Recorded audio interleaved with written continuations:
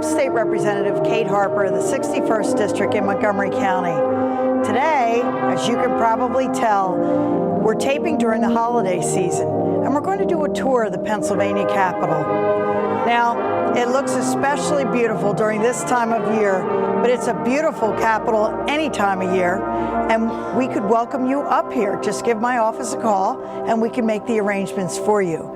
Shortly, I'll be joined by one of our regular tour guides here at the Capitol who will talk to you about the Pennsylvania State Capitol, the People's House, where I work, and what goes on inside the building. Stay with us. Here we are with Tammy, one of our regular tour guides here at the State Capitol. She has given this tour many, many times. Tammy, I usually like to let my viewers know a little bit about my guests. So can you tell us, how did you get this job, and do you like it, and who do you talk to mostly? Hi, my name is Tammy Rowan. I come from a little small town in western Pennsylvania its name is Ickesburg. I came here 18 years ago. I lost my first husband at the age of 38. I needed a job that had great benefits, so this is how I came to this job. I've been doing tours for 17 years, but I've been here at the Capitol for 18 years. The most frequented visitors are fourth graders from all over Pennsylvania. Now, what kind of questions do you get that you find interesting? Well, a lot of times they'll ask us how large the Capitol is, how many pounds it is, what colors, how we came to choose the colors of our Capitol. The most is about the floor here in the main rotunda. They love the little square. They want to know how many squares are in the floor. But there's all kinds of questions that we get. Well, the floor actually is Mercer tile. Yes. Right from Bucks County, which is very close to my district. Yes. So Henry Chapman Mercer, yes. I'm a big fan. I don't blame you. So when you first meet visitors right here in the rotunda, what do you talk to them about? And you can tell them. Yep, we'll tell them the fact that the first Capitol building burnt to the ground February the 2nd, 1897. A man by the name of Joseph Houston from Philadelphia designed our present Capitol.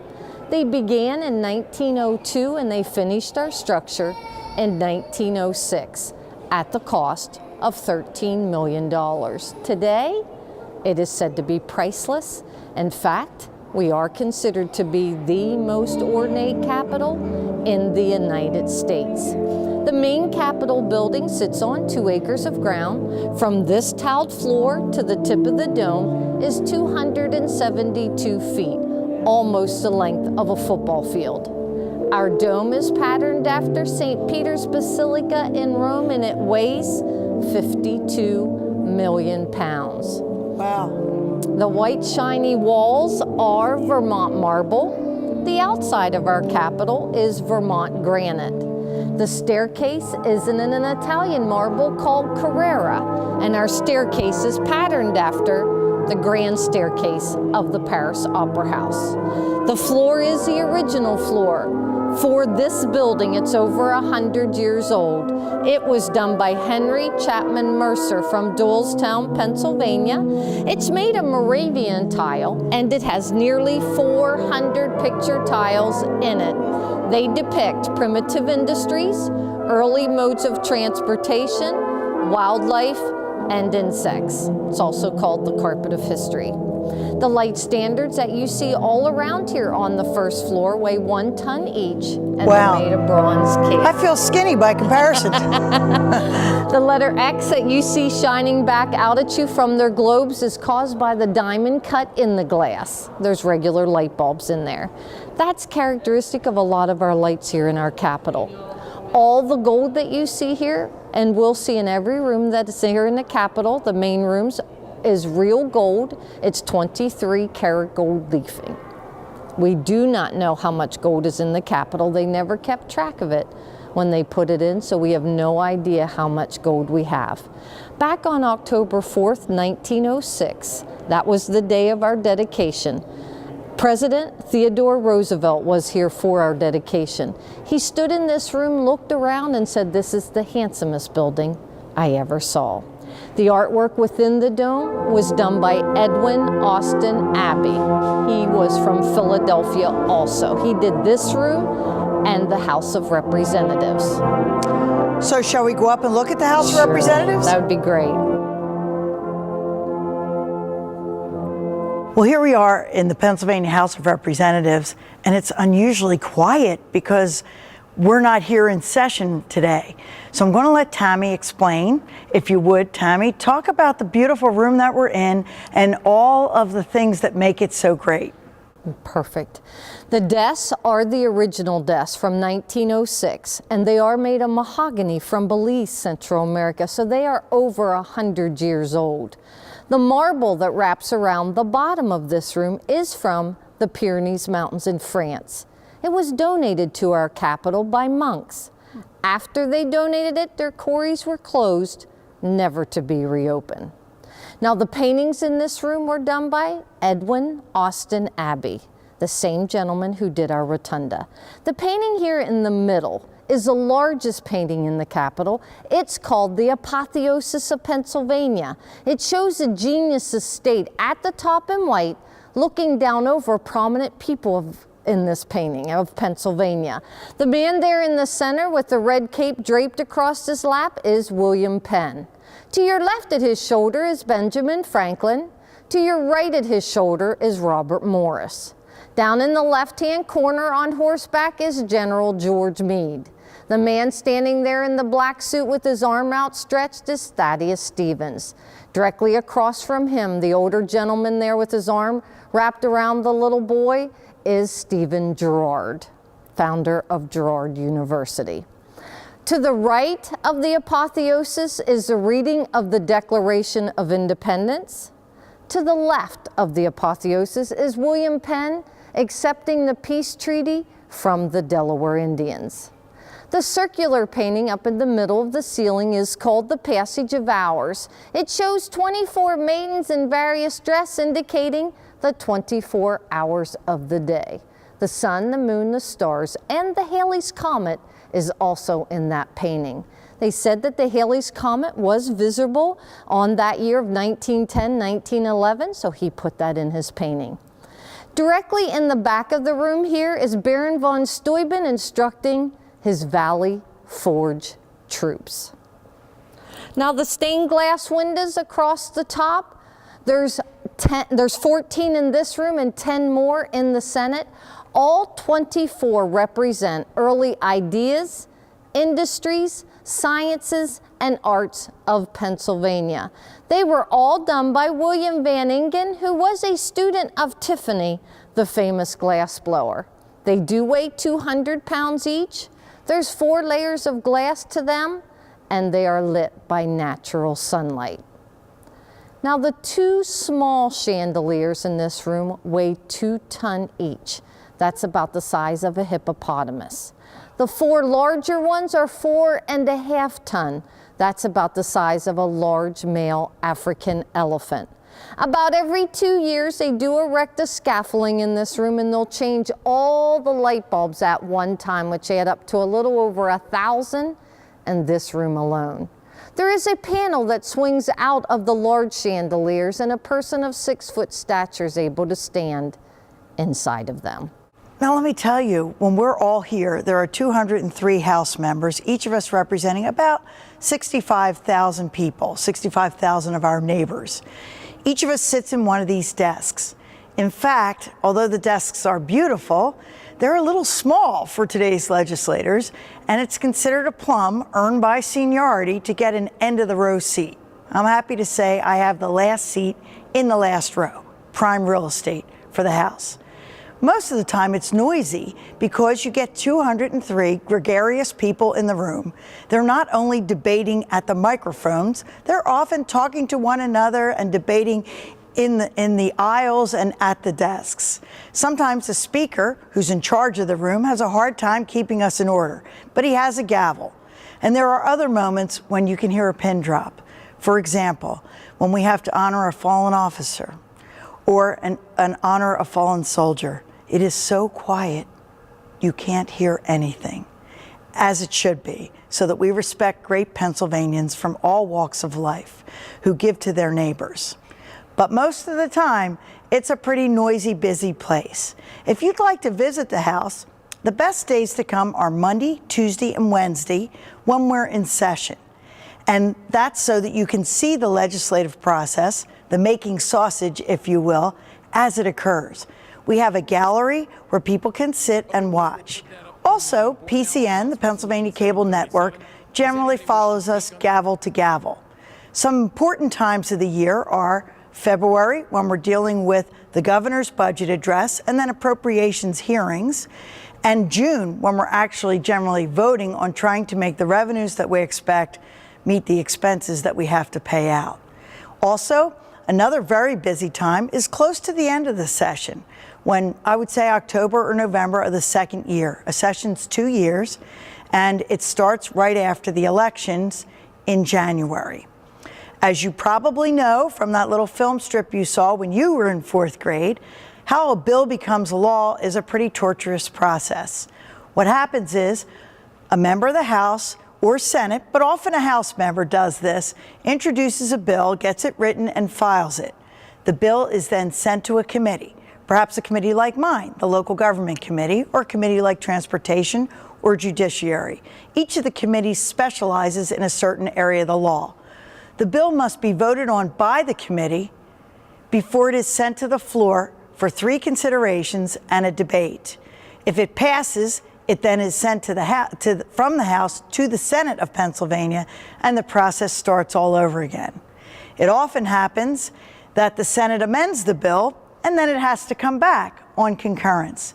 So you can see that out of 4,000 bills that get introduced in every 2-year session, a few hundred make it out of one house or the other, and a few dozen actually make it to the governor's desk and past his pen into the law. But it all happens and it all starts here in the People's House. It's a beautiful place to work, even when it's very busy. It doesn't surprise me that the hours of the day are on the ceiling. Some days we have been here until late into the evening or early into the next morning trying to get things done. In general, the House and Senate meet, I would say, either 11 o'clock to about 6 or 8 p.m., or sometimes later when things are very busy. So just as a successful bill gets out of the House and goes to the Senate for consideration there, that's what we're going to do. We're going to walk over to the Senate chambers and see what that's like and show it to you.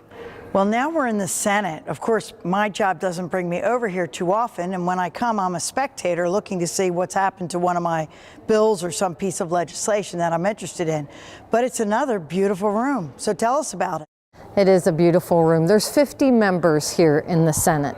The desks are the original desks from 1906, just like in the House, and they're made of mahogany from Belize, Central America. In the very front of the room is where our Lieutenant Governor, Michael Stack, sits, and he is president over the Senate. Now, the voting in this room is still the old-fashioned way. It's voice roll call. The clerk will call out each member's name, and they'll vote by a yes or a no. But sometimes they do seem to vote much quicker than that. I've seen them do things A to Z or something. Have you seen that? Yes, I have. And that's usually a vote that they've already discussed and know that it's something that's flat across the board as far as they're voting yes or no on that. So yes, I have seen that. Now, the carpet is the original pattern carpet in this room. It has been replaced, but the original loom is the McGee's carpet in Bloomsburg, which isn't McGee's any longer, but this is the original pattern carpet in this room. Now, the marble that wraps around the bottom of this room is from Ireland. The drapes are 87 pounds a pair, and they're gold French velvet. The chandeliers in this room are 2 tons each. The stained glass windows across the top are the same that's in the House, in that William Banningen did these also. But they're all different, and they all represent early ideas, industries, sciences, and arts of Pennsylvania. Now, the artwork in this room was done by Miss Violet Oakley. She was 28 years old when she was commissioned to paint for the Capitol back in 1902. At a time when women were not normally given big commissions like this one. They weren't even allowed to vote. They weren't even allowed to be on the House or the Senate floors. Well, that wouldn't work today. She did 43 paintings in all for our Capitol, and it took her 25 years to finish her commission. She did the Senate, the Supreme Court room, and the governor's reception room. Now, the painting that spans the whole way across the top of the room is called International Understanding.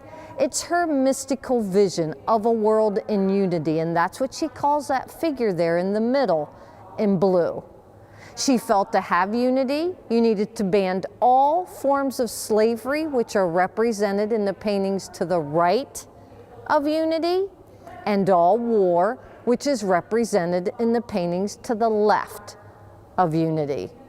Now, the four underneath are of historical times in the birthing of our country. To the far left is General George Washington riding from Philadelphia to the Battle of Brandywine in 1777. That did not end well, as I recall. Right beside that, 10 years later, is George Washington presiding over the Constitutional Convention in 1787, 2 years before he became our first elected president. Now, to the far right is General George Meade, taking his Union troops to the Battle of Gettysburg, July 1st, 2nd, and 3rd, 1863. Right beside that is Abraham Lincoln giving his famous Gettysburg Address on November the 19th, 1863. Now, directly right behind us here on the right is called the slave ship ransom. The legend goes a man bought a ship full of slaves and set them free in Nova Scotia. To the left is called the latch string legend. It is said that if you had that red latch string hanging out your doorpost, you were people of peace, and the Indians would leave you alone. So I noticed that we have the same kinds of chandeliers and things here that we had in the house. Yes, yes they are. And Everything weighs 2 tons each. That letter X that you see shining back out at you from the globes that you see along the wall, that's caused by the diamond cut in the glass. There's regular light bulbs in there. That's characteristic of a lot of our lights here in our Capitol. All right, so let's talk a little bit about process. I did say that many bills start in the House and wend their way over here. And it is often frustrating for House members that the Senate takes longer time to deal with them. I've been reminded by senators I know that the Senate is the deliberative body, and they need to take their time to make sure that the legislation is correctly written in all respects before they pass on it. In addition, the Senate represents larger areas, so their problems that they're dealing with may span larger areas than the House members. It's just a matter of that. The House and Senate tried to work together to get the best laws done and the best budget done, but we have different opinions on many things, and it takes quite a bit of time for us to come together. I would say that most people think of the House and the Senate as beings that sort of move on their own, but they don't. There are actually 50 individual senators, 203 individual House members, and one guy in the governor's mansion who has to sign whatever it is that gets through. So in fact, the process of legislating is very deliberate and slow and cumbersome. I do have to say that some people have said that when they designed this beautiful building, it was at a time when architects believed if you made beautiful buildings, people would do beautiful things in them. And I can't always say that we live up to that, quite frankly, but it is something that we can aspire to and think about. In addition, and I've said this before, but if you want to come up and visit it, I think the citizens of Pennsylvania should do that. This building belongs to you. This is your beautiful building. And I think you have guides like Tammy who can tell you about it, but come on up. It's gorgeous, and it's worth the 2 hours it would take to get here from my district. Now, later, we're also going to see if we can get into the Pennsylvania Supreme Court, which also has artwork. But let's just look around here a minute and see. Now, Tammy, I noticed there were ante-rooms. How does the Senate use those rooms? Those are called the caucus rooms. One side is the Democrats, the other side is the Republicans. That's where they'll meet for any debates or anything that they have to do within their caucus. It's called the Rules Committee rooms. Okay, now we have caucus rooms in the House as well, but because there are so many of us, one is on the first floor, right near that Moravian tile we saw recently, and the other is on the 4th floor. And as a member for 16 years, I've actually been in both of them. And a lot of work gets done in the caucus rooms. In the caucus rooms, we debate the bills and we ask the questions that you might not want to ask on the floor for fear of looking foolish or otherwise. And so that when you come out, you actually understand the legislation you're voting on. So the caucus is actually a pretty important function. And when we are hard at work reviewing bills and talking about amendments, we really don't notice how beautiful the rooms are. So true, so true. I have to say that I actually like the painting of Lincoln at Gettysburg. I think it correctly expresses the deep sadness that he felt on that occasion. And I don't think that there's any other painting I've seen of Lincoln at Gettysburg that does it so well. His big lanky frame just about drooping with the grief. So I think that is a beautiful reminder to the senators of the seriousness of the job of running our Commonwealth and ultimately for Congress in running our country. So I think that's important. One other thing I didn't mention is the doorways here. If you notice, they're very low. And the saying is that the senators in the day used to bow before they came onto the Senate floors to keep them humble. So these doorways have been made low so that the senators are reminded before they enter into this room to be humble as they walk in. And that reminder of Lincoln reminded me of that. Well, it's a beautiful room, but we've got some other things that we want to talk about and see. And what we'd like to do next is go to the Pennsylvania Supreme Court room. Now, the Supreme Court has a beautiful new building nearby, but this is their historic courtroom, which they still use for court proceedings. It's quite impressive to argue to the Pennsylvania Supreme Court in this room. Wait till you see it. We're standing outside the Pennsylvania Supreme Court courtroom, which is in the top of the rotunda, if you will, on the 4th floor. It's another gorgeous room, beautiful and filled with artwork. So Tammy, can you tell us a little bit about the artwork in the Supreme Court courtroom? Yes, the artwork within the courtroom was done again by Miss Violet Oakley. The painting above the doorway is called Divine Law. And in that painting is love, law, and wisdom. Going down the left-hand side across the bottom, in orange, is a large letter L. Inside the L is the O, the V, and the E. For law, take that large L again. Going down the bridge of the girl's nose in blue is a large A. Connected to the bottom of the A is a large W. For and, take the large A again. The N is on the tip of her nose, the D is on her chin. For wisdom, take that large W across the bottom, and inside of it, the angels are holding the ISDOM. Love, law, and wisdom, she felt, made divine law. Now, the Supreme Court's filled with all this beautiful art by Violet Oakley with, a lot of symbolism about love and law and justice and things like that. A lot of lawyers are surprised when they recognize the 10 Commandments are there. So what was Violet Oakley trying to do with her artwork in the Pennsylvania Supreme Court room? She said that she was embodying the whole spirit of the Supreme Court room, what it means to Pennsylvania, with all of those different laws. And I think the Code of Hammurabi or something is there also, something like that? The 3 courtrooms, the Pennsylvania Supreme Court, the courtroom for the United States Supreme Courtroom, and then also the international courts. She has all 3 of those courts in the very back of the room, in this room. So Violet Oakley, who starts painting the Capitol when she's 28, finishes 25 years later, she was trying to inspire the judges who sit in this courtroom with all of the history of laws throughout the universe, I guess, yes, with these paintings. Yes, all from all of the different angles of the laws, yes, the state, the U.S., and the international laws. And the fact that the 10 Commandments are there is just part of the whole history of law and not really a religious expression for her so much as it was an expression of where the laws came from. Yes, exactly.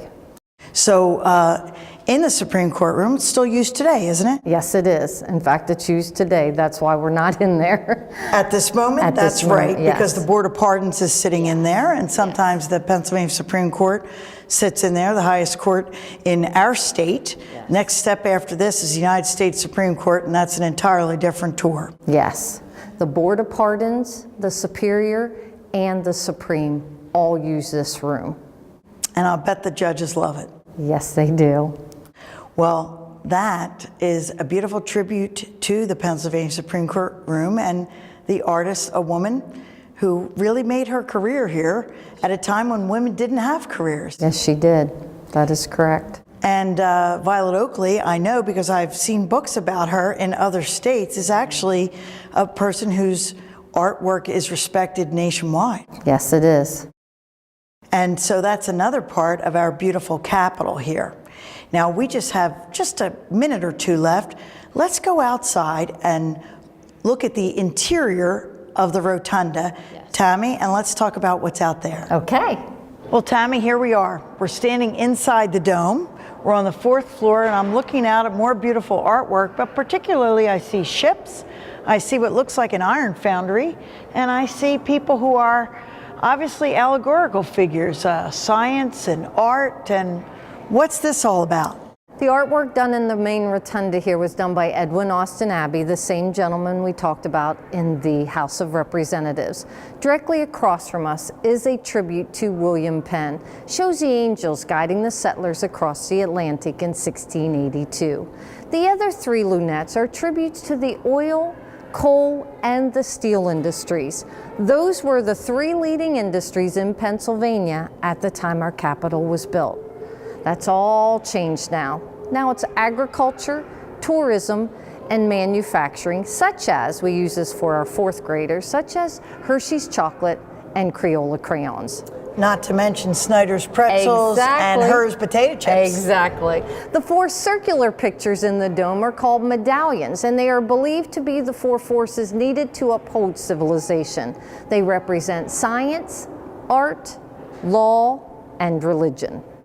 Well, that seems like a good place to end. I know you have a lot more to talk about this beautiful building, and that you would be happy to take any of my constituents around on a tour if I get them up here to Harrisburg. Yes, we would. We would love that. Well, Tammy, thank you for being my guest today. I think we've shown the building is just gorgeous. That's all the time we have for Legislative Report. I'm State Representative Kate Harper. Please contact me at my district office in Bluebell if you'd like to come up and see the Capitol, and we'll make the arrangements for you. And listen to us next time for Legislative Report.